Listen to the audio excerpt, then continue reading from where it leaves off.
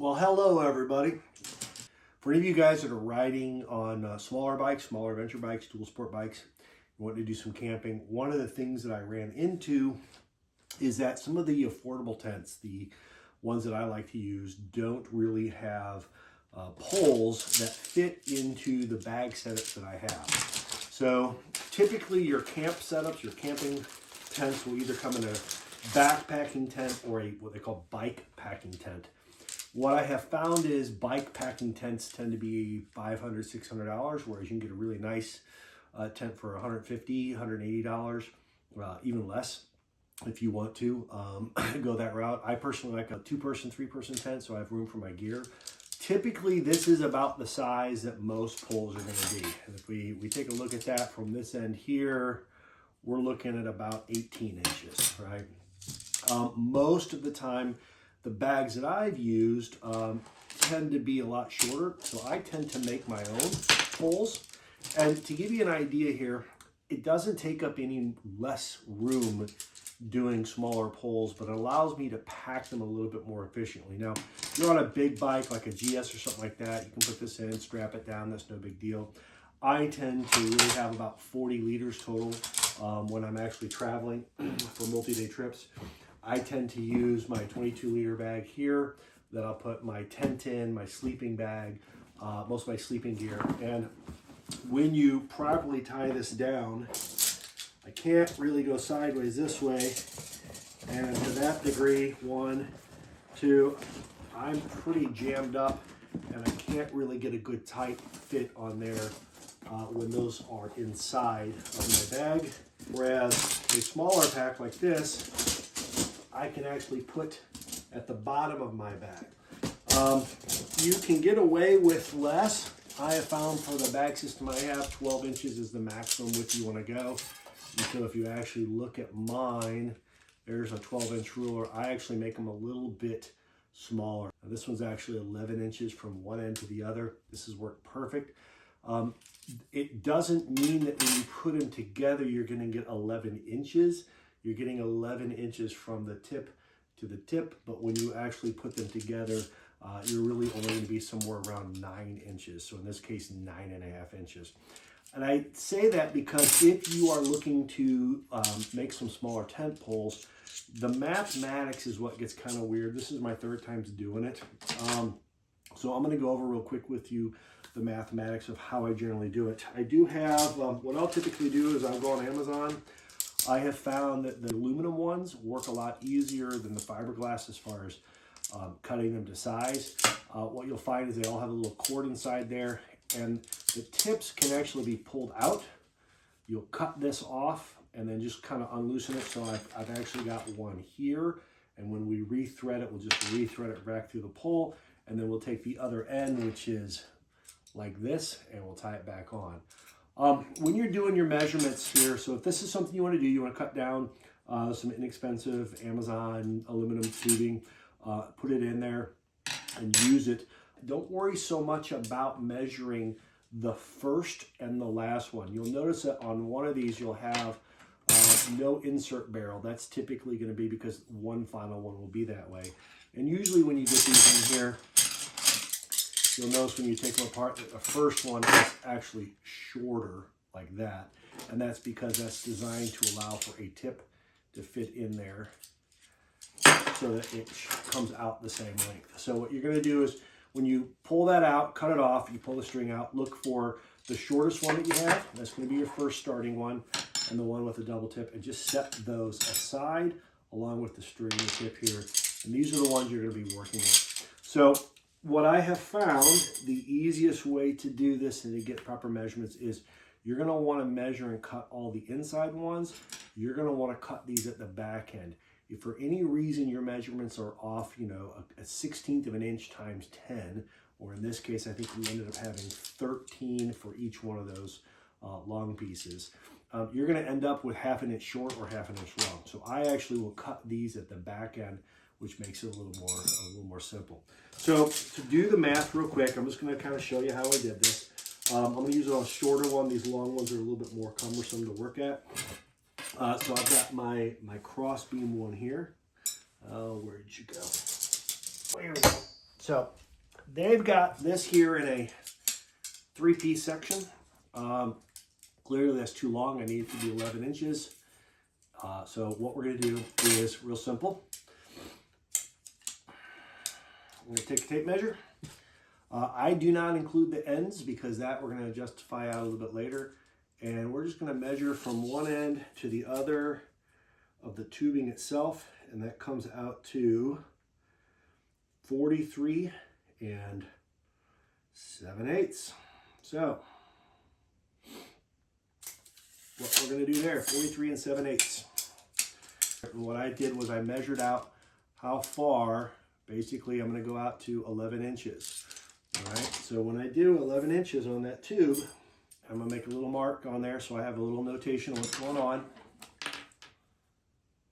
All right, then I'm going to measure the actual distance from the barrel, large barrel here to here, and that's at 9.5 inches. All right, so we're going to be targeting out 9.5 inches. So we're going to be dividing out, we're going to use 9.5 inches as our dividing point. And this is going to make it a lot easier. So we're going to do 43 7/8 divided by 9.5. I don't have my phone because I'm recording on it, so let's figure out what that is. It comes out to 4.6. So we're going to need 4.6 of these. Since one end and the other end are 2, and 4.6 up, always round up, is 5, we're going to need 3 of these pieces.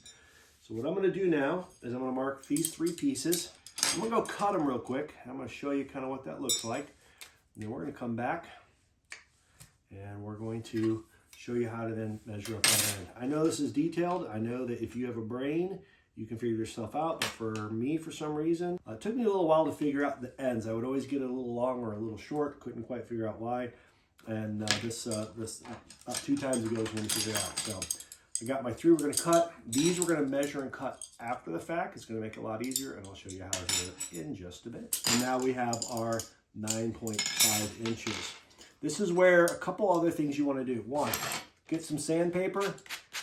So we forget that there's a bungee rope in there, and any burrs or anything like that can actually cut that rope, and that's the last thing we want. So I'll do outside, and then I went up to like Harbor Freight and just picked up a little file that we can do inside, and we'll just kind of do this so that any of those burrs, they sell deburring tools and other things like that, but this is just kind of what I'm going to be doing, just so we don't have any rough edges or sharp edges, okay? The last piece is getting the actual end measurements, and this is where the nice part of this comes into play, all right? Take our ends here and here, all right? There we go. And now we're actually going to just take our stock one, lay it up on it. Now remember that the tips on these are a little bit different. So if we remember, we need about 1/8 of an inch more on each side, okay? So we're going to line these up just like that. Now the thing is that we're going to have less than, so it doesn't really matter how far each one of these is. So I'm just going to come here. I'm going to put this here. And I'm going to put this here.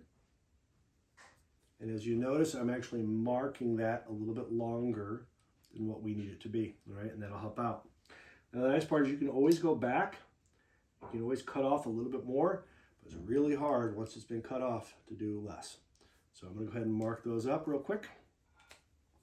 And I'm going to go ahead and saw these 2. And then I'll be back and we'll talk about the rest, okay? So I'll be right back, guys.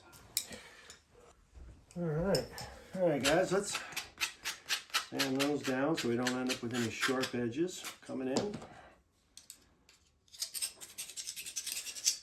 Like I say, I've done this for some other tents. It's worked out pretty well. And let's just put that together to kind of confirm everything works the way we want it to. All right.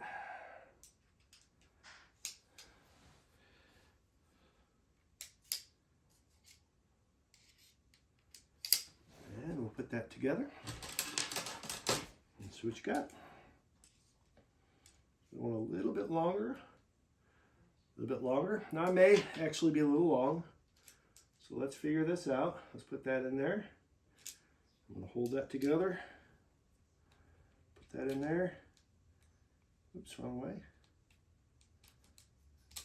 And I am about 1/8 inch long. So I'm just gonna nick a little bit off of whichever of those two is the longest of them.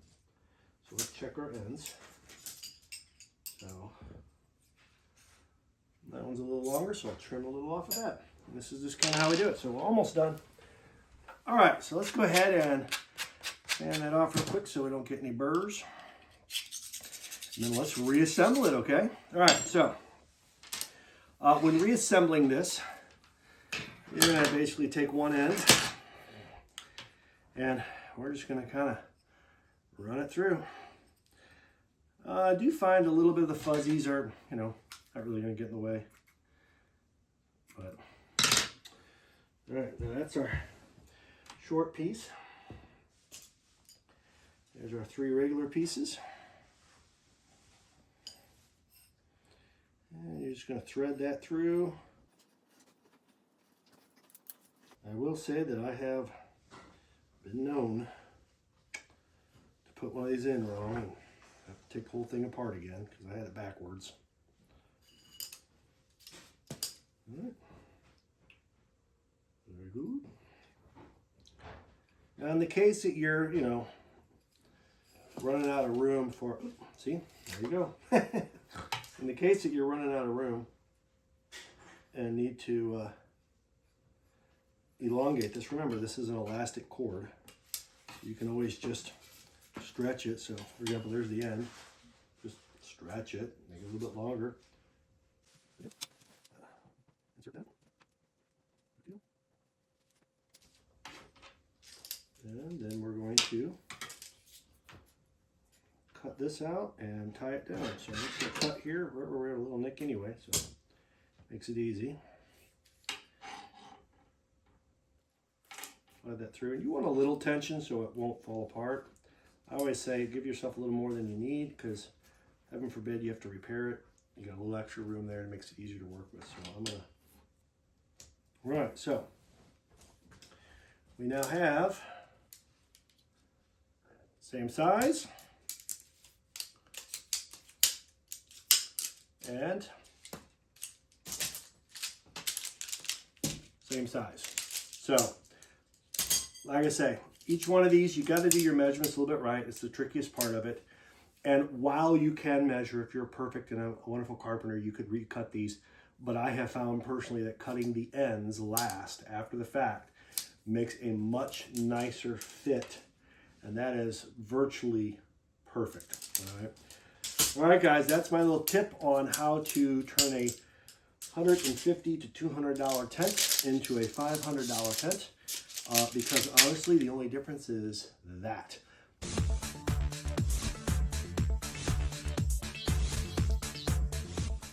I mean, I'm so much actually smaller. Hey, honey. Hello. Just doing a video. Yeah. You know what? If you're gonna have some fun, support locally. So here's to a Missouri Logboat Brewing Company. Not encouraging you to drink with power tools, but hey,